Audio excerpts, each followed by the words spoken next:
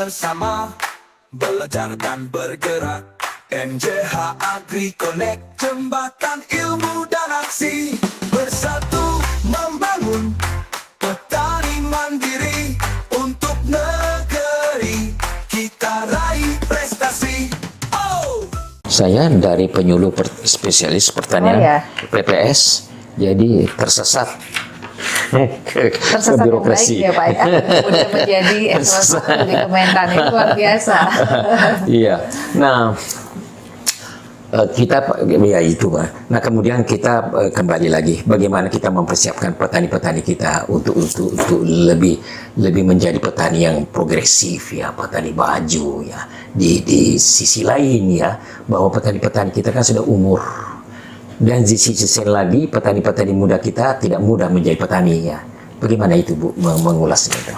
Ya, itu tantangan kita, Pak Prof. Jafar Hapsah ya. Jadi memang saat ini kondisinya demikian. Sebagian besar petani kita adalah petani usianya sudah senior Pak, 50 tahun ke atas. Kemudian hanya 6 juta, sekitar 6 juta lebih yang saat ini menjadi ya petani milenial begitu. Dan tentu saja kita ingin bahwa potensi anak muda yang saat ini atau angkatan kerja lah ya Pak, yang saat ini sudah 150 juta lebih ini di Indonesia, ini bisa kita tarik untuk kemudian mereka mau bekerja di sektor pertanian begitu Pak. Nah tentu saja harus ada sesuatu yang menjadi insentif bagi anak-anak muda untuk mau terjun gitu ya. Insentif itulah yang kemudian coba kita sampaikan, kemudian kita dorong, kita kembangkan.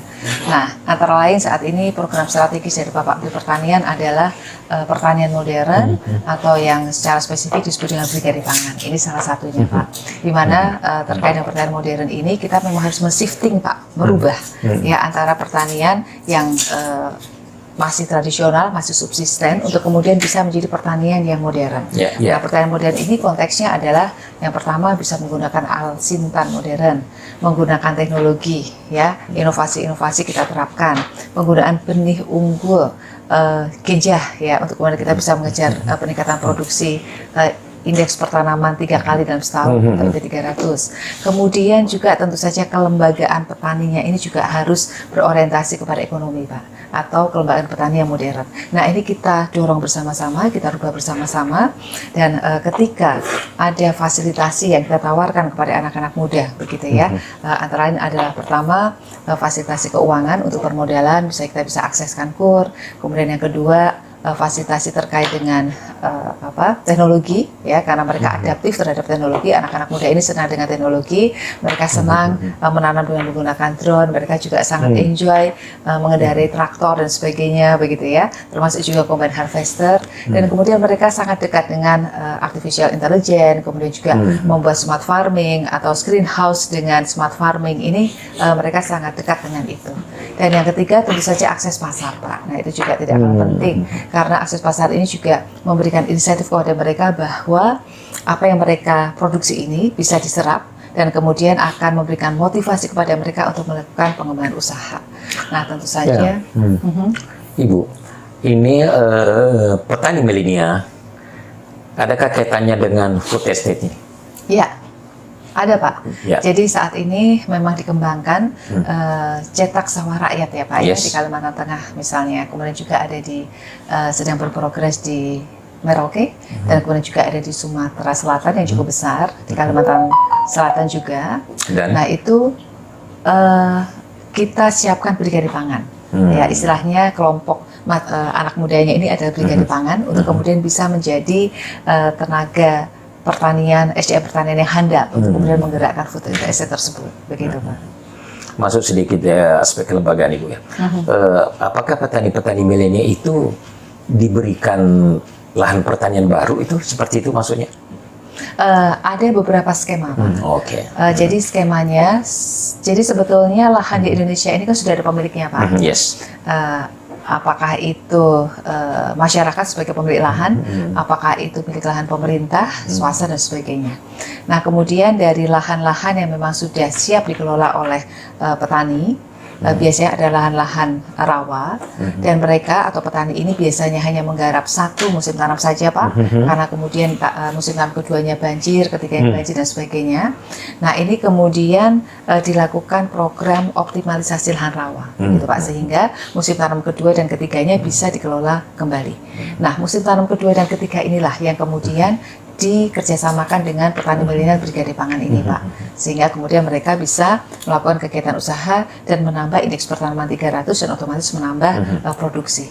Nah, itu yang dioplah lahan rawa. Ada juga lahan rawa pada tahun 2025 ini. Nah, kemudian untuk cetak sawah rakyat, nah ini juga demikian, begitu ya. Jadi lahan-lahan tersebut sudah ada pemiliknya, Pak. Itu nanti dikerjasamakan kepada para brigade pangan atau petani muda, petani milenial untuk kemudian dilakukan bagi hasil dalam kerjasamanya.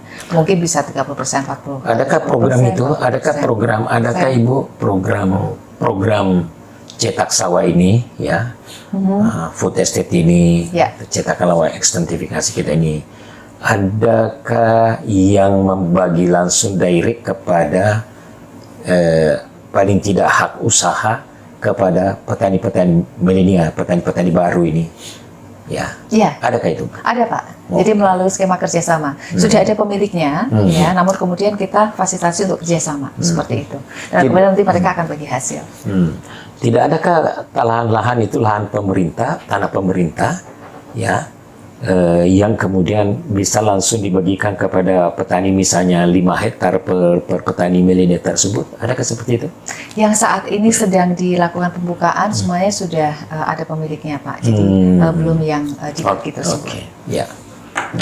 Itu yang teman-teman banyak kan tentunya menanyakan dengan perluasan areal, ya, seperti yang besar-besaran. Betul. Nah, kemudian bagaimana manajemen pengelolaannya, apakah bentuk perkebunan dan seperti itu semuanya. Nah, apakah dibagikan kepada masyarakat tentunya. Nah, kemudian itu SDM dari petaninya. Nah, terus petani-petani kita yang sudah dewasa ini, bagaimana perlakuan kita ini yang sudah umur, yang sudah, ya, yang tetap bertahan karena tidak smoothnya daripada pergantian generasi, ya. Jadi apa yang kita lakukan kepada petani-petani yang sudah, petani-petani dewasa ini, petani-petani tua-tua ini? Ya, tentu saja, Pak, kita dorong untuk kemudian petani yang sudah senior ini bisa bekerja sama dengan petani yang muda ini, Pak. Karena manajemen yang modern tadi, ya, petani modern ini kita upayakan untuk bisa dipelopori, digerakkan oleh anak-anak muda, begitu ya. Nah, salah satunya adalah untuk kemudian bisa mengelola lahan yang luasannya harus memenuhi skala usaha yang ekonomis, Pak. Jadi kurang lebih 200 hektar. Kalau hanya 1, 2, 3 hektar, tentu itu tidak ekonomis. Mereka tidak mendapatkan untung. Mereka justru akan merasa bahwa menjadi petani itu merugikan. Nah, kemudian dari sanalah kemudian nanti kita berikan penawaran atau diskusi, begitu ya, negosiasi rembuk begitu antara petani muda dan petani senior, begitu, dan kemudian bersama-sama didamping oleh rekan-rekan penyuluh dan Babinsa untuk kemudian kerjasama ini bisa dilakukan. Jika petani yang senior ini masih akan terus bisa menggarap, kami persilahkan, Pak, tidak masalah. Namun bagaimanapun juga kita juga memberikan pengertian kepada mereka bahwa petani sudah senior, apalagi yang umurnya sudah 60 tahun, ya, Pak, ya, mungkin tidak lama lagi, apakah 2 tahun lagi, 3 tahun lagi, mereka akan tidak lagi menjadi petani karena faktor usia dan lainnya. Nah, untuk itu mungkin kami meyakinkan kepada mereka akan lebih baik, misalnya ya, kepada petani sudah sangat senior untuk kemudian bisa memberikan kerjasama atau mau bekerjasama dengan petani-petani muda ini, karena dari bagi hasil tersebut sebetulnya juga cukup menguntungkan, Pak. Artinya petani senior ini juga mendapatkan penerimaan yang cukup lah untuk kemudian bisa terus melangsungkan kehidupannya seperti itu.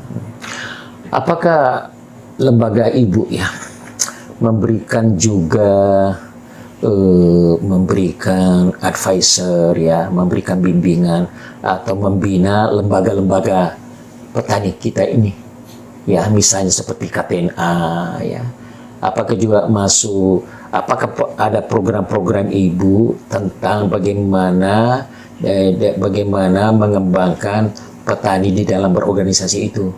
Ada itu programnya Ibu begitu di dalam Iya mereka? Pak, jadi kami memiliki kerjasama ya dengan KTNA, kemudian juga dengan beberapa perkumpulan petani, ada Tani Muda, Tani ada Yes. kemudian juga DPM DPA, kemudian juga ada petani Yes, ada petani Magang Jepang, magang Jepang, ya. magang Taiwan dan sebagainya. Itu termasuk Ibu dirikan ini ya, diberikan bimbingan, diberikan. Ya, ada. Jadi ya. secara periodik kami berikan peningkatan kapasitas kepada mereka sesuai dengan tusi kami, dan kemudian jika memang perlu fasilitasi terkait dengan sarana prasarana atau saprodi, biasanya kita koordinasikan dengan eselon 1 lainnya. Begitu Pak Prof.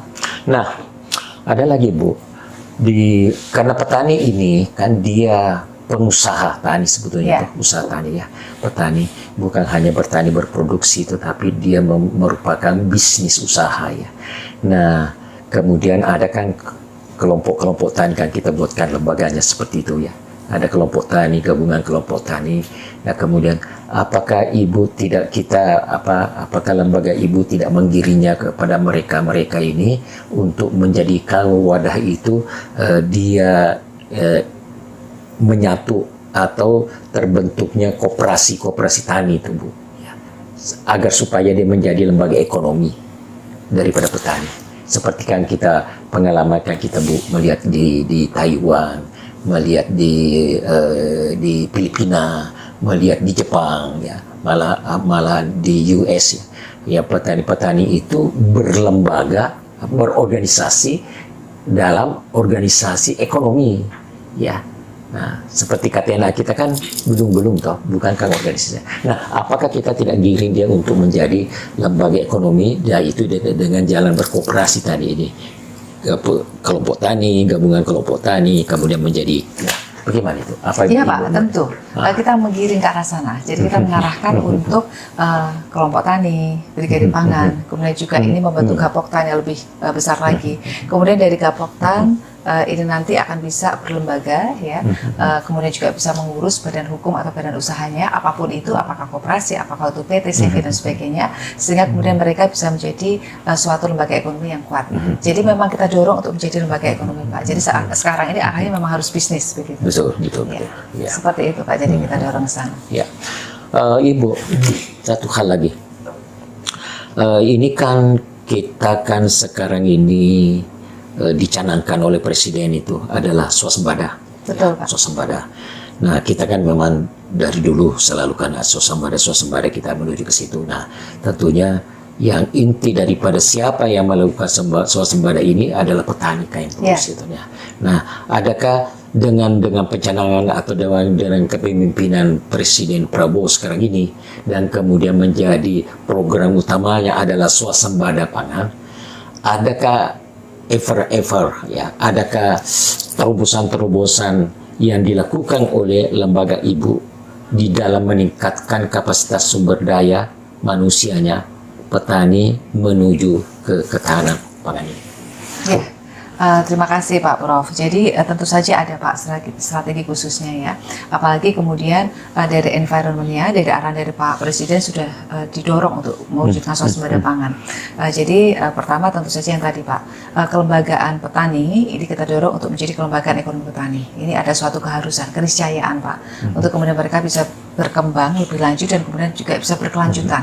Karena untuk bisa mewujudkan swasembada pangan, untuk bisa mewujudkan Indonesia sebagai lumbung pangan dunia pada saat ulang tahun Indonesia Emas nanti ya Pak 2045, ini tentu memerlukan suatu kegiatan usaha pertanian yang berkelanjutan. Dan ini didukung oleh para petani-petani muda tadi, yang kemudian juga sudah kita dorong, walaupun di bawah mungkin tantangannya masih cukup banyak, tapi kemudian kita terus memberikan motivasi, semangat kepada para pelakunya untuk tetap bergabung ke sana.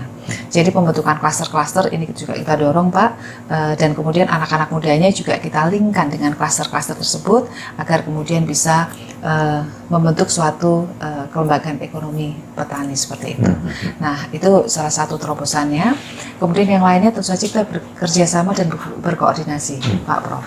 Jadi di era Bapak Presiden Prabowo ini, koordinasi dan kerjasama ini sangat mudah, Pak. Jadi misalnya ketika petani tersebut atau kelompok tani atau Gapoktan memerlukan suatu fasilitasi untuk kemudian bisa mengembangkan kegiatan usahanya, apakah dia menjadi pengecer pupuk misalnya, apakah kemudian juga dia bisa menjadi bergerak di bidang hilirisasi terkait dengan RMU, kemudian juga pengeringan dan sebagainya.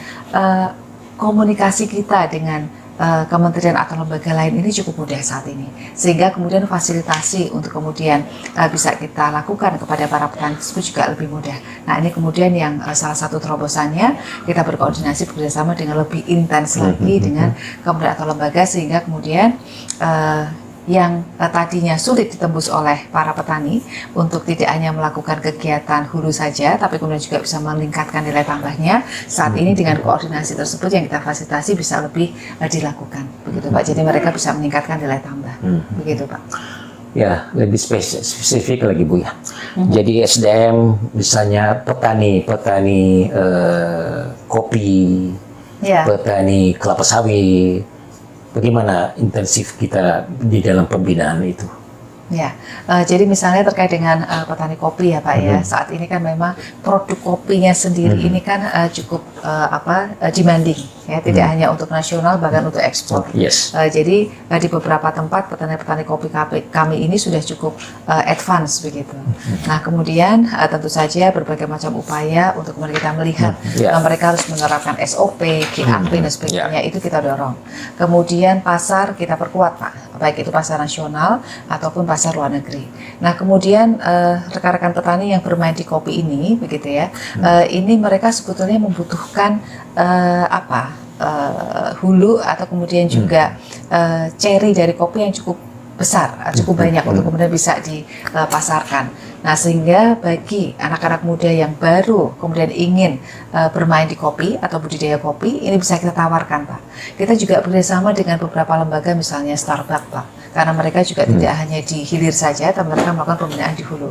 Kemudian juga asosiasi kopi sustainable Pak, itu kita juga kerjasama di sana. Ada beberapa lembaga yang sangat concern terhadap bagaimana bisa memproduksi kopi dengan cara-cara yang berkelanjutan atau organik seperti itu. Kita kerjasama dengan mereka.